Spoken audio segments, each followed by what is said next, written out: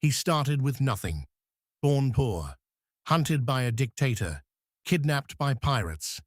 But Julius Caesar clawed his way to the top of the most powerful civilization on earth, conquering Gaul, crushing every enemy, building an army that answered only to him. Now he stood at a river's edge.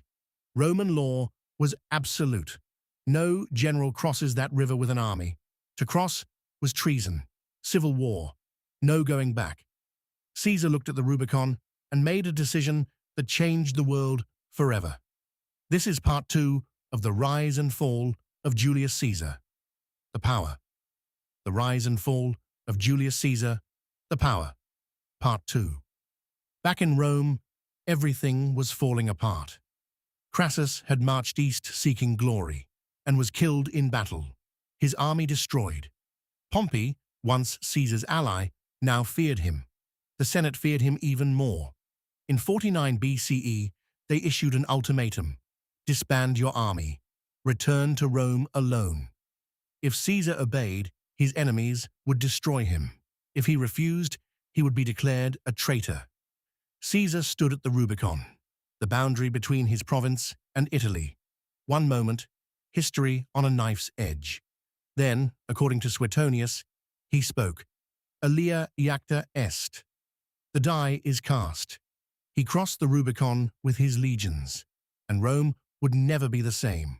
The civil war was swift and brutal. Caesar's legions, hardened by 9 years in Gaul, were unstoppable. Pompey fled to Greece. Caesar pursued him. At the Battle of Pharsalus in 48 BCE, Caesar crushed him decisively. Pompey fled to Egypt seeking sanctuary.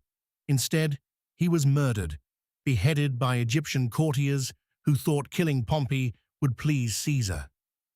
When Caesar arrived and was presented with Pompey's severed head, he wept. Pompey had been his enemy, but also his friend, a fellow Roman. Caesar punished the Egyptians who killed him, and that's where he met her. Cleopatra, 21 years old, brilliant, desperate, exiled from her own throne by her younger brother. According to Plutarch, she had herself smuggled into Caesar's chambers, wrapped in cloth. When the cloth was unwrapped, there stood Cleopatra, bold, dangerous, brilliant.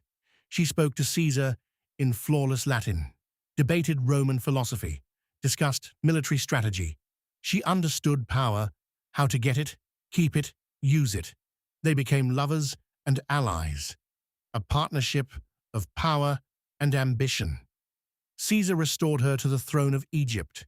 She gave him a son, Caesarion, little Caesar. But Caesar couldn't stay in Egypt forever. King Pharnaces of Pontus had rebelled, thinking Caesar was distracted. He was wrong. Caesar marched north. Within 5 days, Pharnaces was crushed. He sent 3 words back to the Senate: Veni, Vidi, Vici. I came, I saw, I conquered. The Senate understood. Nothing could stop this man now. Caesar returned to Rome, victorious, undisputed, unstoppable. The Senate named him dictator, not for months, not for a year, but perpetuo, forever. Then Caesar made his most reckless move. He invited Cleopatra to Rome. For 2 years, he lived a double life: Roman dictator by day, lover of an Egyptian queen by night, father to an illegitimate son. The Senate was scandalized. The whispers began. This looked like a man who wanted to be king, a Roman king with an Eastern queen. Everything Rome had rejected for 5 centuries. The senators stopped whispering and started plotting. Caesar had defeated every enemy who faced him in open battle. But the most dangerous enemy wasn't carrying a sword. He was sitting in the Senate, wearing a toga, calling himself Caesar's friend. Caesar had survived everything: a dictator's death squads, pirates, 9 years of war across Gaul, a civil war against the entire Roman Senate. He had crossed the Rubicon, defeated Pompey, seduced a queen. He had been named dictator of Rome forever. Nothing could stop Julius Caesar, except the men he trusted most.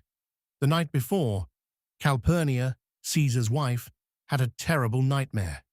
She dreamed his blood ran through the streets of Rome. She begged him not to go. Across the Tiber, Cleopatra sensed danger too. She urged caution. A soothsayer had warned Caesar days before, "Beware the Ides of March." But Caesar dismissed it all. He had survived everything. What did he have to fear from senators? Music builds slowly, ominously. On the morning of March 15th, 44 BCE, the Ides of March, Caesar walked into the theater of Pompey. Unarmed, unguarded, completely certain of his own invincibility. The senators surrounded him, pretending to present a petition. Caesar began to read. Then one of them struck. A dagger to the ribs, another blade, then another, then another. They swarmed him like wolves. 23 stab wounds. Caesar fought with his bare hands until he saw Brutus. Brutus, his protégé, his friend, almost like a son, holding a bloody dagger. Caesar stopped fighting. His last words, some say spoken in Greek, kai su, teknon, you too, child. But history remembers, et tu, Brute, even you, Brutus. He pulled his toga over his face, so Romans would not see him without dignity, and died at the foot of a statue of Pompey, the man he had defeated. Julius Caesar was 55 years old. Across the Tiber, Cleopatra heard the news. She knew immediately, without Caesar, she was in terrible danger. She gathered Caesarion and fled Rome, sailing back to Egypt, alone, vulnerable, her protector gone forever. The senators who murdered Caesar thought they had saved the Republic. They were catastrophically wrong.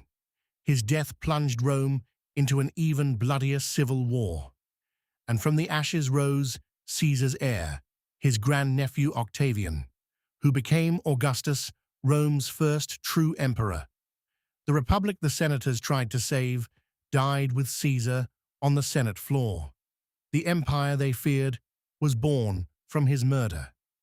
Julius Caesar never called himself emperor, never wore a crown, but he destroyed the Roman Republic as surely as if he had torn it down stone by stone. He was a military genius, a political mastermind, a gifted writer, but also ruthless. 1,000,000 dead in Gaul, 1,000,000 enslaved, entire cultures erased. And yet he reformed the calendar we still use today. He showed mercy to defeated enemies, mercy that ultimately cost him his life. History remembers him not as villain or hero, but as a giant, a man who changed the world through brilliance, ambition, and sheer force of will. He crossed rivers he could never uncross, made enemies he could never unmake.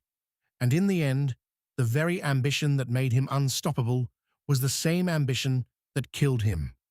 But his name would never die. For 2 millennia, the world has remembered Julius Caesar, the man who conquered Rome.